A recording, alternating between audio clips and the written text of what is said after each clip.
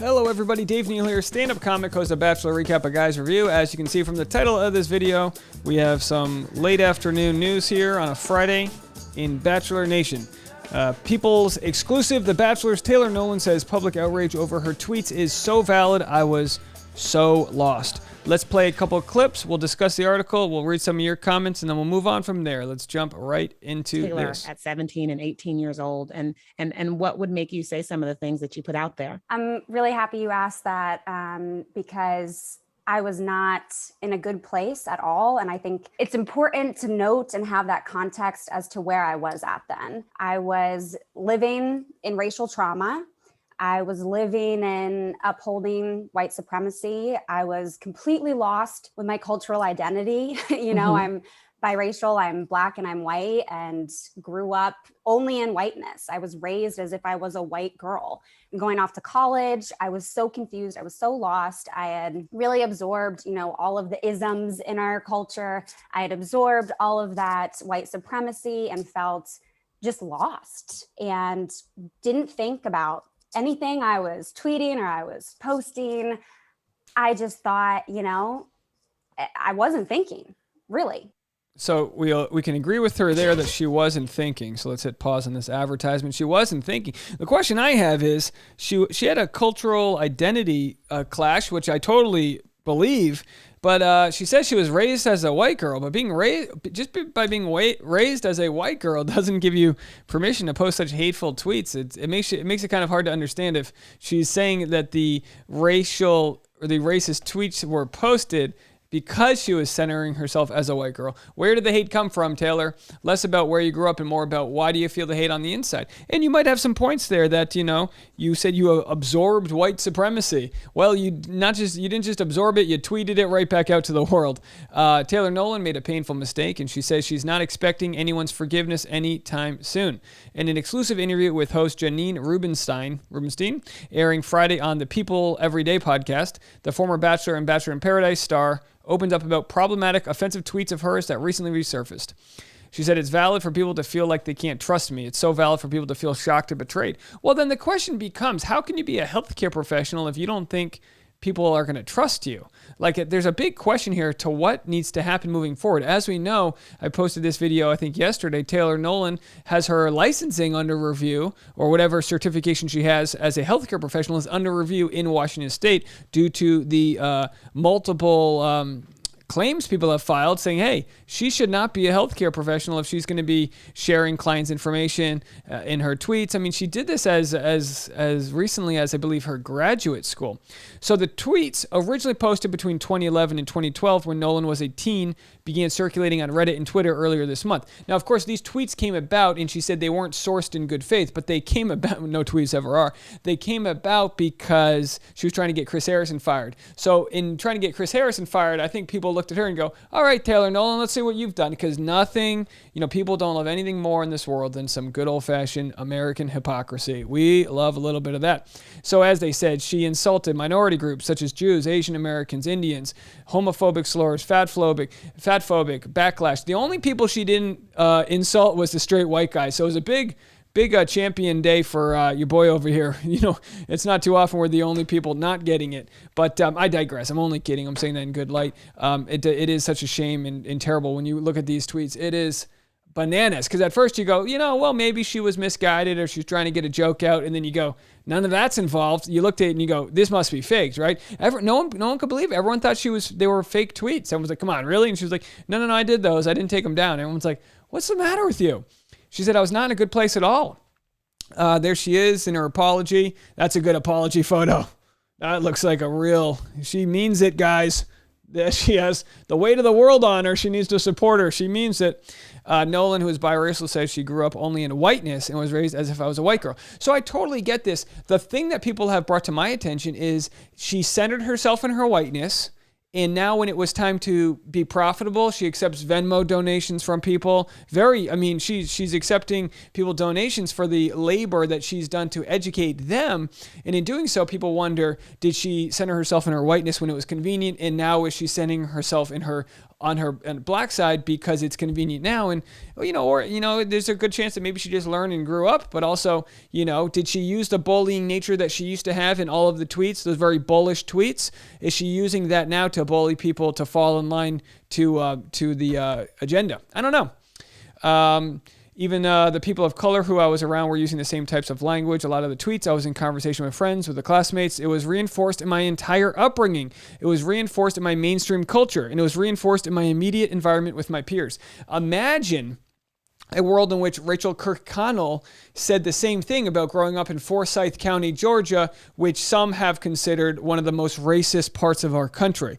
It very much has a racist history and is one of the last places in our country to get rid of segregation. So imagine if Rachel Kirkconnell had said, it was my upbringing, which I do believe a part of it is your upbringing. You are what you eat. You are what you consume, your media, your hamburgers, whatever it is, that's a part of you. So I'm not here to say whether or not I forgive Taylor Nolan. I could really care less what she does. I'm not going to be hiring her as a mental health care professional, but if someone knows who she is and feels like she can still help them, so be it. That's on them, It completely changed up my environment. That completely changed my peer group, moving away from the people who were upholding those beliefs and reinforcing that language. I gave myself some education to unpack and unlearn some of the things that I thought were normal. Hey, moving away will do that to you. Studying abroad, moving to a city, moving somewhere else, it helps you kind of triangulate who you are and form a new dimension so you're not living some very standard, ignorant way of living. It's hard to get differencing of opinions when you live in the same place your whole life.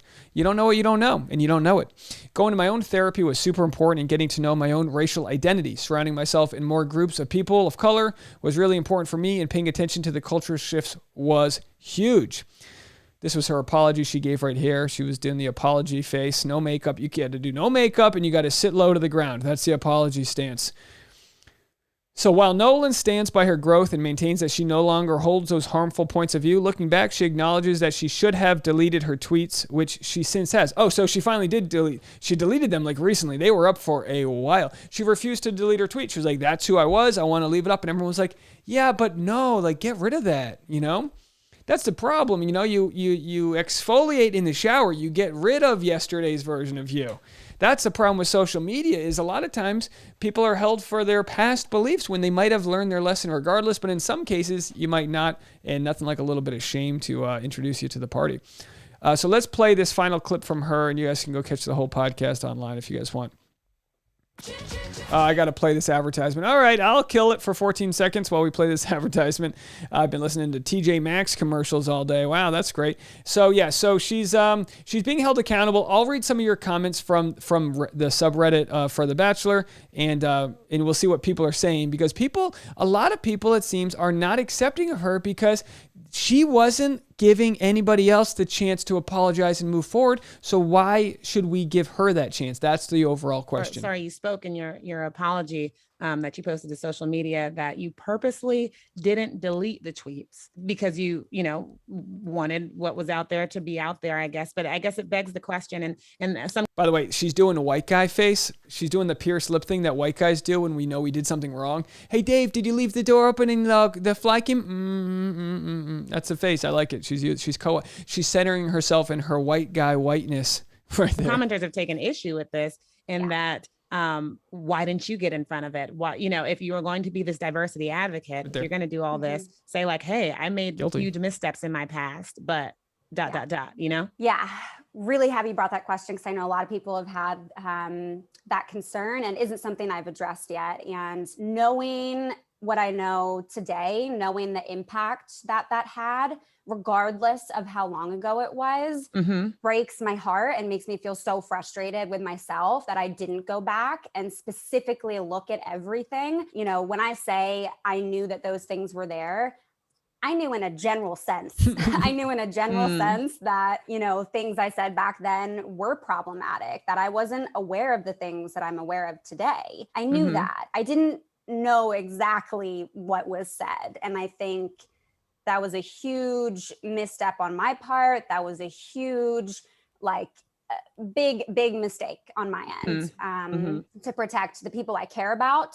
I should have gone back and done that. And I think naively, I just thought, well, that's a part of my timeline. That's a part of my being as to how I got here today. Mhm. But that's not as important as reducing harm. So I agree. I agree with her logic that, I wanted to keep the tweets up to show that where I came from, because sometimes if you delete a tweet, it's like, oh, that looks like you were guilty of something. And you know, she said she was sort of aware of the bad tweets, but not nearly when you put them side by side. You send out 5 to 10 tweets a day for a couple of years, you're going to get hundreds of bad tweets over there. Absolutely. So, I just think she needs to, I'd be interested to see what her thoughts are on other people overcoming their problematic past, because that's what we're all here for, right? We're learning, we're trying to get into a world of equality where we all feel love, where we all feel safe and provided for, and the politicians are representing us, and that's where we want to be, and we're not there yet. So the question is will she have more compassion for other people who have made missteps after we've seen her glaring missteps? I personally think she needs to pivot what she's doing with her like mental health awareness and whatever movement she's a part of, and she needs to speak more about this opportunity as it's happening right now and how it applies to other people that are overcoming their own ignorance, their own racism, whatever. Don't just say it's because you grew up with consuming white supremacy. Use this example to help others as you move yourself forward. It's going to be a path for you, though. It's going to be a path. She said, I will always have work to do. I will always have things to learn about. I don't hold every identity that there is. I don't know everything about what people experience, and it's important to just stay open to that. The problem that people are having, I'll read a few comments. The problem that people are having with her is how dismissive she even came about in her recent apologies. So this was a comment in the Bachelor subreddit. The fact that she is continuing to do exactly what she gets irritated at others for, blaming beliefs on personal upbringings, is almost mind-blowing. Not to mention the fact that in all 100 of her statements, she has yet to even acknowledge why she never spoke about this past while being perfectly aware of it, to the point of making the conscious decision to leave it public to demonstrate growth. Right? Like, I honestly wouldn't have that much of a problem with an explanation like that from someone, except that she literally judges everyone else for the same thing, so it makes no sense. What does white supremacy have to do with her hate towards people who are not thin? I literally cannot handle the hypocrisy, so we have to be understanding of Rachel because she grew up in a racist town, right? It's not her fault she grew up there, or understanding that Hannah Brown grew up in the South, so she couldn't possibly know what she did was wrong. Imagine them blaming their upbringing. Get the F out of here with that. To wrap it up, I want to treat Taylor Nolan the way I want everyone to be treated, which is give her a chance to redeem herself. Let her keep talking. I want to be there. It's hard, though, because of how hypocritical she was. We never saw Hannah Brown or Rachel Kirkconnell being the bearer of canceling other people and telling everyone else what's wrong. We saw Taylor Nolan on the show belittling others because she said she has more emotional intelligence than they do. So we saw her come at people with this I am better than you attitude. And the question is, how much shame is it going to take for her to receive to push through that exoskeleton of IQ that she has? That I'm better than you, I'm smarter than you, I have these degrees. It's like, look, honey, you can have these degrees all you want. I'm taking my friends, the people that have empathy, love, loyalty, that mean well, even if they're going to make mistakes. I'm taking them every day of the week over you, because and I'm not saying she's a narcissist. I don't know what she is. I'm not a psychologist. But what I do know is when you think you're better than other people, I don't think your thoughts just flip. Rachel Kirkconnell, I don't think ever thought she was better than other people. She had a problematic past. She liked photos that people thought meant she was, a racist apologist or whatever it may be, or dressing up as old antebellum. She was totally clueless, and she's apologized for it. And that apology came through her heart and soul. And if she was making it up, she needs to be an actress because she's going to win an Oscar. And if you look at the two different apologies, you have Taylor Nolan's, which was, this is an apology for my black community. I'm telling you this because I've been working on X, Y, and Z. You'll understand. I mean, she turned her apology into therasplaining to us why she was in the right. It was baffling. So as we know, the more apologies you make, the more in trouble you are. She's made several. She's starting to get her statements out there. She's starting to go back to that platform where she tells she tells you how it is and what else is wrong. But my thought is, use this experience, Taylor Nolan. Use what you have learned from this experience, if you have learned something, to give space for others to improve who they are. I want to give you that space so that you'll give others that space. I want to show you the fact that we can overcome who we used to be, our own ignorances, our own stupidity. We were all dumb, teens. We were all operated from places of fear and hate and insecurity. We've all been there. So just let's move forward from that place and accept others when they do the same. Let me know what you guys think. Leave a comment. Never thought I'd be saying, just save Taylor Nolan here. But I want to be that person. I want to be that person that goes, you know what, Taylor Nolan, for all your hypocrisy, for all of your fall from grace, your hero's journey, the building yourself back up that you're going to do, and all the criticism you're going to feel, all those hours of grad school wasted when you find out you can no longer be a therapist if they end up, doing whatever they're going to do. With all that said, I want to hear your story, Taylor. I'll be staying in touch, hearing what you have to say. And I hope it's good, because we're going to be tough on you. If you are not coming to the table here with a whole big old bowl of humility, then you got more coming to you, because that's exactly what you need right now. All right, guys, leave a comment. Let me know what you all think. I'm going to be making some voicemail videos this weekend, so call the voicemail and we'll hear back from you. Bye. Oh, one last thing. I got a brand new podcast up on the Patreon, patreon.com/thesap. And we talk about Chris Harrison, Papa John, open mics, and a whole lot more. So we'll see you guys out there. Bye now.